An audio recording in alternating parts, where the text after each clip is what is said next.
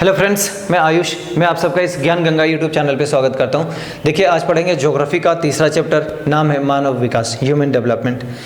तो इस चैप्टर में बेसिकली हम देखेंगे मानव का विकास कैसे हुआ है, मानव का विकास कितना हुआ है, मानव का विकास अंतर्राष्ट्रीय स्तर पे कैसे है, मानव का विकास राष्ट्रीय स्तर पे कैसे है, मानव का विकास विश्व स्तर पे कौन ने बताता है, कैसे निकाला जाता है, और भारत के स्तर पे मानव का विकास में पहला रैंक पे है केरला।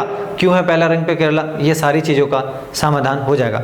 बाकी अगर देखेंगे मानव विकास के इंडिकेटर्स क्या होते हैं, मानव विकास का रैंक कितना होता है, ये सारी चीज़ों का जवाब मैं अभी आपको दूंगा। तो चलिए शुरू करते हैं। देखिए, सबसे पहला टॉपिक आपको समझाऊंगा मैं, मानव विकास अर्थात ह्यूमन डेवलपमेंट। किस तरह से मानव का विकास होगा, मानव विकास सूचकांक कैसे निकाला जाता है, और मानव विकास सूचकांक को निकालने वाला कौन होता है। देखेंगे कि राष्ट्रीय स्तर पे भी है और अंतर्राष्ट्रीय स्तर पे भी है। तो राष्ट्रीय स्तर पे नीति आयोग निकालता है और अंतर्राष्ट्रीय स्तर पे यूएनडीपी निकालता है। ये सारी चीज़ें मैं आपको बताऊंगा। तो सबसे पहले मानव विकास रिपोर्ट आता है, ठीक है। आप इसी को इंडेक्स भी आप कह सकते हो, ठीक। तो मानव विकास इंडेक्स देखेंगे, ह्यूमन डेवलपमेंट इंडेक्स कहलाएगा, इसी को आप बोल सकते हो HDI। अब देखिए, ये विश्व स्तर पे भी निकाला जाता है और भारत के स्तर पे भी निकाला जाता है। विश्व स्तर पे यूएनडीपी निकालता है, यूनाइटेड नेशन डेवलपमेंट प्रोग्राम। मैं लिख देता हूँ यहाँ पे आपके लिए, यूनाइटेड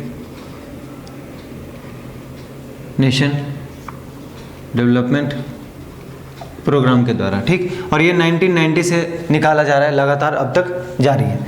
दूसरी तरफ अगर भारत में देखेंगे तो भारत में रैंक कौन निकालता है? नीति आयोग निकालता है। आपको करंट अफेयर्स में नीति आयोग में पढ़ाया था, ठीक है। अगर नहीं तो आप जरूर वहाँ जाकर देखेंगे। नेक्स्ट देखिए, रैंक, भारत का भी रैंक क्या है और विश्व स्तर पे किसका रैंक क्या है। तो दो रैंक आपसे पूछा जाएगा, पूछा जाता है कि पहला रैंक किसका है, आप बताएंगे नॉर्वे, ठीक है। और अगर भारत का रैंक पूछा जाए वर्तमान में तो आपको कितना बताना चाहिए? 129। कितने देशों में से? 189। तो कई बार आपसे ये पूछ सकता है कि टोटल कितने देश हैं, या फर्स्ट रैंक किसका है, या भारत का रैंक कितना है। तो ये सारी चीज़ें आप बता लेंगे। अब देखिए, बोला जाता है कि भारत मध्यम श्रेणी में आता है। तो ये मध्यम श्रेणी क्या है, ये आपको समझना पड़ेगा, ठीक है। वो भी मैं आपको बता दूंगा। आर्थिक उपलब्धियों का सूचक है HDI, मतलब ह्यूमन डेवलपमेंट इंडेक्स। आर्थिक उपलब्धि मतलब आप इकोनॉमिकली कितना स्ट्रोंग है, या आपका देश इकोनॉमिकली कितना स्ट्रोंग है, वो आपका HDI निर्धारित करता है। कैसे करता है वो देखिए। इसीलिए मैं कह रहा हूँ कि HDI is directly proportional to आर्थिक समृद्धि। अगर HDI अच्छा है तो आर्थिक समृद्धि भी अच्छा होगा। दूसरी बात, HDI किसके डिपेंड करता है? शिक्षा पे, स्वास्थ्य के ऊपर डिपेंड करता है, और प्रति व्यक्ति आय अर्थात पर कैपिटा इनकम के ऊपर डिपेंड करता है। देखिए, HDI निकालने का एक फॉर्मूला होता है, cube root of education, health और पर कैपिटा इनकम। यहाँ पे आप देख रहे हैं, शिक्षा इंटू स्वास्थ्य इंटू पर कैपिटा इनकम अर्थात प्रति व्यक्ति आय एक, दूसरा देख रहे हैं हेल्थ, और तीसरा देख रहे हैं एजुकेशन। इन तीनों का गुना है, बीच में प्लस नहीं है। ये बात का बहुत ध्यान रखिएगा, ठीक है। तो इससे निर्धारित होता है सबका रैंक। तो आप भारत के लिए आप जरा सोच के देखिए, भारत की लिटरेसी रेट क्या है? बहुत कम है मेरे भाई। 54% महिलाओं का होता है और 65% पुरुषों का लिटरेसी रेट है। तो 65% अगर मेल एजुकेटेड हैं और 54% फीमेल एजुकेटेड हैं, तो ऐसे में क्या ही उम्मीद करेंगे HDI रैंक का। दूसरी तरफ हेल्थ है, तो हेल्थ की भी सेक्टर हमारे यहाँ बहुत अच्छी नहीं है, ठीक है। पर कैपिटा इनकम भी बहुत ज़्यादा कम है। इसी वजह से मेरे भाई, ये तीनों चीज़ कम होने की वजह से भारत का रैंक कितना है? 129। कोई अच्छा रैंक ये नहीं माना जाता है, ठीक है। इसके लिए उदास होने की ज़रूरत है और काम करने की ज़रूरत है। अब देखिए, जो इसका स्कोर होता है वो स्कोर होता है 0 से 1 के बीच में। हमेशा 0 से 1 के मध्य इसका रैंक स्कोर निकाला जाता है। तो 0 से 1 के बीच में देखिए, यहाँ 4 ग्रुप बना हुआ है। निम्न है, मध्यम है, उच्च है और अति उच्च है। तो निम्न में जो रहेगा वो 0 से 0.554 तक का है, मध्यम में 0.5 से 0.71 तक का है, और वहीं अगर उच्च में देखेंगे तो 0.72 से 0.891 तक का है, और 0.892 से 1 तक में अति उच्च आता है। तो भारत की स्थिति यहाँ पे है। क्लियर है ये बात? नेक्स्ट देखिए, अगर इस साइड से आप मतलब निम्न से उच्च और अति उच्च की तरफ बढ़ेंगे, तो जैसे जैसे आप इस साइड जाएंगे, विकासशील देश इधर मिलेगा आपको और विकसित देश इधर मिलेगा आपको। समझ में नहीं? इसके भी पहले अगर आप देखेंगे तो अल्प विकसित देश मिलते हैं। क्या मिलते हैं? अल्प विकसित, ठीक। तो अल्प विकसित देश, फिर विकासशील देश और फिर विकसित देश। तो इस साइड में जितना भी देखेंगे नॉर्वे, अमेरिका, न्यूजीलैंड, ऑस्ट्रेलिया, ये सारे लोग हैं वो अति उच्च और उच्च की तरफ आएंगे। और अगर भारत, बांग्लादेश, भूटान ये सब देखेंगे जो साउथ एशियन कंट्रीज हैं वो आपको मध्यम में नजर आएंगे, विकासशील देशों की श्रेणी में नजर आएंगे। नेक्स्ट, अगली बात है भारत के राज्य। अब आपको ये समझना पड़ेगा क्योंकि आपको अभी बता ही रहा था कि भारत में भी HDI निकलता है, तो भारत के राज्यों की स्थिति अगर मैं बात करूं बिल्कुल इसी तरह से डिवाइड कर दिया जैसे अंतर्राष्ट्रीय स्तर पे अल्प विकसित राज्य कौन है और विकसित राज्य कौन है। भारत में अगर विकसित राज्य की मैं बात करूं तो आप देखते होंगे वैसे स्टेट्स जहां पे इंडस्ट्री बहुत ज़्यादा है, लोगों को उसके चलते रोजगार मिल जाता है, ऐसे में वहां पे पॉवर्टी अर्थात गरीबी कम होता है, तो उन्हें हम डेवलप्ड स्टेट्स के तहत रखे हैं। जैसे कुछ राज्य हैं महाराष्ट्र, गुजरात, पंजाब, हरियाणा और दिल्ली, ठीक है। कुछ दक्षिण भारत का अगर राज्य लेना चाहेंगे तो बेसिकली तमिलनाडु आ जाएगा, आपका केरला भी ले सकते हो, वहाँ भी डेवलपमेंट ठीक ठाक है। साथ साथ आप आंध्र प्रदेश ले सकते हैं, ये सारे क्षेत्रों में देखेंगे इंडस्ट्रीज हैं तो ये सारे आपके इसमें आ जाएंगे, ठीक। अगली बात समझिए, तो इन राज्यों के संदर्भ में मैंने आपको बता ही दिया कि औद्योगिक राज्य हैं तो यहाँ पे रोजगार बहुत ज़्यादा मिल जाता है, ऐसे में गरीबी यहाँ कम है। किंतु अगर आप अल्प विकसित राज्यों की तरफ बात करेंगे तो देखिए यहाँ पे उत्तर प्रदेश, बिहार, उड़ीसा, मध्य प्रदेश, इधर अगर देखेंगे तो खास तौर पे बिहार, उड़ीसा में 40% पॉपुलेशन BPL सूची में है। BPL क्या होता है? देखिए, बिलो पॉवर्टी लाइन, जो गरीबी रेखा के नीचे आते हैं। नेक्स्ट देखिए, इन राज्यों में रोजगार का अभाव है। क्यों रोजगार नहीं है? क्योंकि औद्योगिक राज्य ये नहीं है। जहाँ यहाँ पे बोल रहा था कि औद्योगिक है, यहाँ पे औद्योगिक नहीं है, तो ऐसे में रोजगार कम है और गरीबी ज़्यादा है। इसी वजह से इधर क्या होता है? प्रवास होता है मेरे दोस्त। अब आप समझिए, जब पिछली चैप्टर पढ़ रहे थे मैं आपको कनेक्ट करके बताने की कोशिश करता हूँ। प्रवास इसीलिए होता है और इसीलिए मैं कहा था कि संसाधनों का असमान वितरण के कारण प्रवास होता है। यहाँ पे जनसंख्या देखेंगे ज़्यादा है, इधर जनसंख्या भी थोड़ा ठीक है, दक्षिण भारत में और भी कंट्रोल है। तो ऐसे में क्या होता है, लोग इधर से उधर पलायन करना शुरू करते हैं रोजगार के चक्कर में, शिक्षा के चक्कर में और स्वास्थ्य के चक्कर में। क्या मैं यही बात बता रहा था आपको? तो सब्जेक्ट सारे जुड़े हुए हैं, आप अच्छे तरीके से उन चीज़ों को कोरिलेट करना सीख जाइए बस, ठीक। नेक्स्ट बात देखिए, स्वस्थ जीवन के सूचक क्या क्या हो सकता है? हेल्दी लाइफ के इंडिकेटर्स। अब देखिए, सबसे पहली बात बोल रहा है कि रोग मुक्त जीवन हो। अगर रोग मुक्त जीवन चाहते हो तो पोषण युक्त भोजन लेना चाहिए, जिसमें आपको उचित मात्रा में खनिज पदार्थ भी मिल जाए, विटामिन भी मिल जाए, वसा भी मिल जाए, कार्बोहाइड्रेट भी मिल जाए। अगर ये सही संतुलित आहार आप ले रहे हैं तो फिर वो बोला जाता है कि पोषण युक्त भोजन खा रहे हैं, ना ही ज़्यादा ना ही कम, बैलेंस्ड वे में। और अगर पोषण युक्त खाना खा रहे हैं मेरे दोस्त तो आपको कभी भी कुपोषण की समस्या तो नहीं आएगी, साथ साथ बीमारी की भी समस्याएं नहीं आएगी, बल्कि बहुत कम बीमारी होगा। क्लियर है? दूसरी बात कहता है कि दीर्घायु जीवन। दीर्घायु मतलब होता है लंबी उम्र के जीवन, तो ऐसे में बोला जाता है जीवन प्रत्याशा, ठीक है। आपको विश्व स्तर पे पढ़ाते हुए ज्योग्राफी में मैं बताया था कि जापान की जीवन प्रत्याशा देखेंगे 80+ है, लेकिन अगर भारत की जीवन प्रत्याशा देखते हैं तो लगभग 68 है। और जीवन प्रत्याशा बढ़ना कोई अच्छी बात नहीं होती, ठीक है। जीवन प्रत्याशा कम हो, 60+ पहले होता था, अब धीरे धीरे क्या हो रहा है, चूंकि देखेंगे आप रिसर्च मेडिकल साइंस में बहुत ज़्यादा हो रहा है, ऐसे में मोर्टेलिटी रेट जो है वो कम होता जा रहा है। इसी वजह से जो लाइफ एक्सपेक्टेंसी है वो बढ़ता चला जा रहा है। क्लियर? नेक्स्ट बात देखिए, डेथ रेट अगर कम होगा, डेथ रेट मतलब मृत्यु दर, MMR का मतलब होता है मोर्टेलिटी रेट क्या हो रहा है, इसका कम हो रहा है। अगली बात है लिंगानुपात अर्थात सेक्स रेशियो आप कह सकते हैं।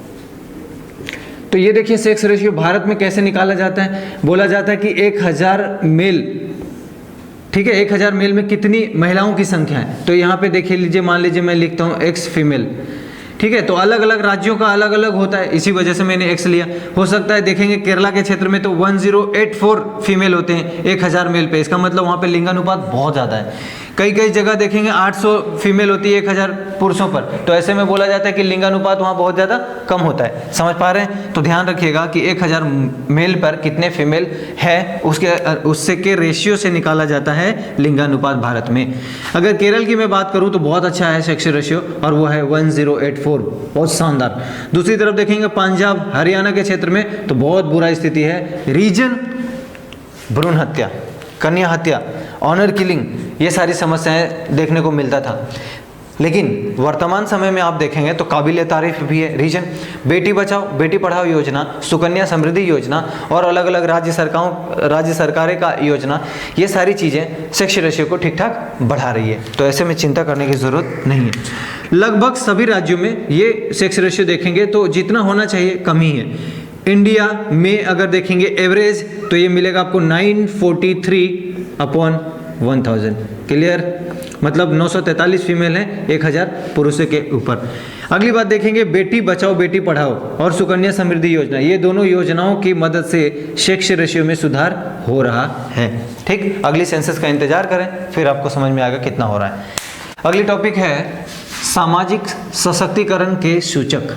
ठीक है, मतलब अगर देखेंगे सोशल एम्पावरमेंट के इंडिकेटर्स क्या क्या हो सकते हैं तो मैं आपको समझाने की कोशिश करता हूँ। सबसे पहला पॉइंट जो आपके सामने है वो बोला जा रहा है कि डेवलपमेंट से ही मुक्ति मिलेगी। मुक्ति किस बात की मुक्ति की बात हो रही है? भुखमरी से मुक्ति, गरीबी से मुक्ति, बेरोजगारी से मुक्ति, आपको कह सकते हैं जो निरक्षरता है उससे मुक्ति, ठीक है, दासता से मुक्ति, और आप देखेंगे लेबर जो होते हैं जिसको बंधुआ मजदूरी करते हैं इससे मुक्ति। तो इन सारी बातों से मुक्ति की बात की जा रही है। नेक्स्ट अगर मैं आपको समझाने की कोशिश करूं कि सामाजिक सशक्तिकरण के सूचक में सबसे बड़ा जो अगर कोई क्रांति ला सकता है वो है शिक्षा। अगर लोग शिक्षित होंगे तो सही तरीके से अपना कर्तव्य निभाएंगे, सही तरीके से वो सरकारी योजनाओं को समझ पाएंगे, सही तरीके से अपनी लाइफ को एक डायरेक्शन दे पाएंगे, सही तरीके से वो अपने लाइफ को जी पाएंगे और सही तरीके से मानवता को समझ पाएंगे। ऐसे में जैसे आप सुनते होंगे कई बार वीडियोस आते हैं कि कोई ब्रेन वॉश कर दिया। ब्रेन वॉश उसी का किया जाता है जिनमें अपनी क्षमता ना हो सोचने की। ब्रेन वॉश क्या आप लोग को लगता है कि हर किसी का ब्रेन वॉश हो सकता है? नहीं। जो ठीक ठाक पढ़े लिखे हैं वो चीज़ों को कोरिलेट करते हैं, जोड़ते हैं, समझते हैं। ऐसे में ब्रेन वॉश आसानी से नहीं किया जा सकता। समझ पा रहे हैं ना? तो इसीलिए मैं कहता हूँ कि एजुकेशन जरूरी है। अगर एजुकेशन जरूरी हो जाएगा तो उसके पास सोचने समझने की जब क्षमता रहेगी तो वो अपने परिवार का भी एक सही डायरेक्शन देगा। तो शिक्षा से ही सशक्तिकरण होगा, इसीलिए शिक्षा को बढ़ावा देने की आवश्यकता है। फिर ये चाहे माध्यमिक स्तर की बात हो या उच्च स्तर की बात हो, या फिर आप देखते होंगे स्नातक या कह सकते हो यूजी बोल सकते हो, या फिर आप इसको पीजी बोल सकते हो, या तो इसको 12th या 10th के स्तर पे देख सकते हो, या फिर इसका जो 1 to 8 होता है। बेसिकली मेरे हिसाब से जो मैं समझता हूँ, अगर आप 12वीं तक सही तरीके से पढ़ लिए और 12वीं के बाद आपके पास विज़न क्लियर है कि मुझे क्या करना है, तो आपको डिस्टर्बेंस नहीं आएगी। आपका ब्रेन बिल्कुल उसी डायरेक्शन में उसी तरीके से सोचेगा और आप अपने लाइफ को अचीव जरूर कर लेंगे। किंतु होता क्या है, मम्मी का ख्वाहिश कुछ और है, पापा का कुछ और है, आपका कुछ और है, बगल वाले का कुछ और है, मामा जी का कुछ और है, मामी का कुछ और है। ऐसे में बालक बर्बाद हो जाता है या बालिकाएं बर्बाद हो जाती हैं, क्योंकि उनका इंटरेस्ट को दबा दिया जाता है और हावी हो जाते हैं फैमिली मेम्बर्स। ऐसा नहीं करना है। लाइफ आपकी है, चॉइस आपकी होनी चाहिए। आपके पास लोगों को ये कहने का होना चाहिए कि आपके पास क्या क्या ऑप्शंस हैं, आप क्या क्या ऑप्शन चूज कर सकते हो। जो भी 12th पास आउट मुझसे सुन रहे हो, बहुत बार आप लोगों ने मुझे ये बात कहा कि 12th के बाद मुझे क्या करना चाहिए, क्या ऑप्शन है मेरे पास। मैं एक वीडियो जरूर बनाऊंगा और आप लोगों को बताऊंगा कि 12th के बाद आपके पास क्या क्या ऑप्शन है। बस मैं ऑप्शन की बात करूंगा, मैं कभी भी फोर्स नहीं करूंगा कि आपको ये चीज़ ऑप्ट करनी है। ये आपके अंदर चलता होगा। आप अपने आप को समझिए कि मेरा किस डायरेक्शन में इंटरेस्ट ज़्यादा है, आपको वो सब्जेक्ट चूज करना है और उस तरह आपको लाइफ में जानना चाहिए। साइंस स्ट्रीम, कॉमर्स स्ट्रीम और आर्ट्स स्ट्रीम, तीनों के लिए मैं जरूर बताऊंगा आप लोग को। ठीक है, फिलहाल देखिए साक्षरता। भारत में बोला जा रहा है कि मेल की साक्षरता मात्र 65.4% है, वहीं फीमेल की साक्षरता 54.16% है। हालांकि ये डेटा 2011 की है। जब नया डेटा आएगा तो ये उम्मीद करता हूँ कि ये भी बढ़ता हुआ नजर आएगा और ये भी बढ़ता हुआ नजर आएगा। नेक्स्ट, दक्षिण भारत में साक्षरता अगर देखेंगे तो बहुत अच्छा है, बल्कि उत्तर भारत में चिंताजनक है, अच्छा नहीं है। उत्तर भारत में जनसंख्या भी ज़्यादा है, उत्तर भारत में लिटरेसी रेट बहुत कम है। देखिए, मैं कई स्कूलों से जुड़ा हुआ हूँ, मतलब उस स्कूल के बच्चों से, तो कई बार मुझे महसूस होता है कि टीचर उतने इफेक्टिव नहीं डाल पाते हैं, उतने इम्पैक्ट बच्चों पे नहीं डाल पाते जितनी होनी चाहिए। और ऐसा नहीं है कि आप कहोगे कि टीचरों को आपने देखा है क्या, बालकों को आपने देखा है। मैंने कई स्कूल में मुआयना करा है, कई स्कूल के नोट्स मैंने देखे हैं। वो दम नहीं है मेरे दोस्त, वो बात नहीं है जो होनी चाहिए। और टीचर ही पूरे भारत निर्माण में अहम भूमिका निभाते हैं। क्योंकि वहीं से वो बालक का सॉफ्टवेयर काम करता है, जिस तरह से उसमें 12 तक भरा जाता है। 12 के बाद की दुनिया अलग होती है। 12 तक जो चीज़ें उसके दिमाग में होता है, जिस तरह वो सोचता है, वो उसको आगे लीड करता है। इसलिए कोई भी अगर मुझे सुन रहे हैं, कोई भी टीचर, तो मैं किसी को ब्लेम नहीं करता, बस इतना सा कहता हूँ कि ज़रूर आप लोग देश निर्माण में अहम भूमिका निभाइए, क्योंकि आपके हाथ में बहुत कुछ है, आप बहुत कुछ कर सकते हैं, इसलिए कतई ढिलाई ना दें। नेक्स्ट देखिए, केरल में मैक्सिमम है क्या लिटरेसी रेट, 100% लिटरेसी रेट है केरला में, राइट। वहीं अगर बिहार में देखेंगे तो मिनिमम है, ठीक है। नेक्स्ट देखिए, यूनियन टेरिटरी में अगर आप देखेंगे मैक्सिमम, तो वो है लक्षद्वीप। याद कैसे रहेगा दोनों, भाई केरला यहाँ पे, लक्षद्वीप यहाँ पे, बगल बगल में ना दोनों। देखिए आपको मैप के थ्रू मैं बता देता हूँ, अगर यहाँ पे स्पेस यूज करता हूँ। मान लीजिए केरला आपको पता है ये वाला क्षेत्र में है, लक्षद्वीप भी आपको पता होगा ये वाला क्षेत्र में, तो दोनों आसपास वाले क्या है, लिटरेसी रेट दोनों की अत्यधिक है। ये आपको जरूर दिमाग में रखना चाहिए। देखिए आपके पास 2 बुक पढ़ना है 12th में ज्योग्राफी का। पहला का नाम है मानव विकास, दूसरे का नाम है भारत के लोग और अर्थव्यवस्था, ठीक है। ये बुक मैं पूरा का पूरा पढ़ा चुका हूँ। अगर आपको मैं बताऊँ तो लगभग ये 30 वीडियोज़ हैं और 7.5 घंटे का ड्यूरेशन है। इतनी देर अगर आप दे सकते हैं तो आपका ये मानव विकास पूरा समाप्त हो जाएगा, और बहुत शानदार तरीके से मैं इसको बताया हूँ। अगली बात, भारत के लोग और अर्थव्यवस्था, ये अभी पढ़ा रहा हूँ, और कल तीसरा चैप्टर समाप्त होगा, ठीक है। टोटल इसमें 12 चैप्टर हैं, तो मैं उम्मीद करता हूँ आपका 12th का जब भी एग्जाम होने वाला है उसके पहले मैं सारा समाप्त करके दे दूंगा। मैं दोनों बुक में जो समानता है उसके ऊपर नज़र डालना चाहता हूँ। दोनों बुक में क्या समानता है मैं वही आपको समझाना चाहता हूँ। तो देखिए, पहला जो मानव विकास वाला है, कितने चैप्टर हैं, 10 चैप्टर हैं। इसमें कितने चैप्टर है, 12 चैप्टर हैं, लेकिन दोनों में बहुत ज़्यादा सिमिलरिटीज है। देखिए, पहला मानव भूगोल है, दूसरा विश्व जनसंख्या है, ठीक है। जब विश्व जनसंख्या पढ़ रहे हैं तो जरूर भारत का जनसंख्या इधर जो मिलेगा पहला वाले में जनसंख्या वितरण, तो ये भारत का जनसंख्या वितरण है, ये विश्व का है। अगर दोनों को कोरिलेट करके पढ़ेंगे तो आपका नॉलेज बढ़ जाएगा। दूसरी देखेंगे जनसंख्या का संगठन, इसी से जुड़ा हुआ है, तो एक तरह से कहूँ तो ये तीनों चैप्टर को आपको एक बार पढ़ना चाहिए, ठीक। अगली बात देखिए, मानव का विकास यह है, और यहाँ पे देखेंगे मानव का विकास, दिख रहा है आपको, ये दोनों सेम है। तो होता क्या है, मानव विकास जब ये पढ़ रहे हो तो ये विश्व स्तर पे पढ़ रहे हो, यहाँ मानव विकास पढ़ रहे हो तो ये भारत के स्तर पे पढ़ रहे हो, क्लियर। तो इन दोनों को जब भी रिवीजन करें, एक साथ रिवीजन करें, आपका विकास ज़्यादा होगा। नेक्स्ट देखिएगा, यहाँ पे देखिए प्राथमिक क्रियाएं, द्वितीयक क्रियाएं, तृतीयक क्रियाएं, चतुर्थक क्रियाएं, तो ये जो तीनों चीज़ें मिलती है वो एक साथ जब भी पढ़े रिवीजन करें। अगर ये तीनों चीज़ों को आप समझेंगे तो इस साइड में जो आपको हेल्प मिलेगा वो भूमि संसाधन, जल संसाधन और खनिज संसाधन और निर्माण वाला, ये पूरा एक साथ आपको मदद करेगा। समझ पा रहे हैं। यहाँ पे अगली बात देखेंगे परिवहन और संचार, तो ये जो परिवहन संचार आपका 8वां चैप्टर है, यहाँ भी आपको देखने को मिलेगा परिवहन और संचार। इसका मतलब जब भी ये परिवहन संचार पढ़ें तो इस परिवहन और संचार को एक साथ पढ़ें, तो आपको क्या होगा, बेनिफिट मैक्सिमम होगा, ठीक है।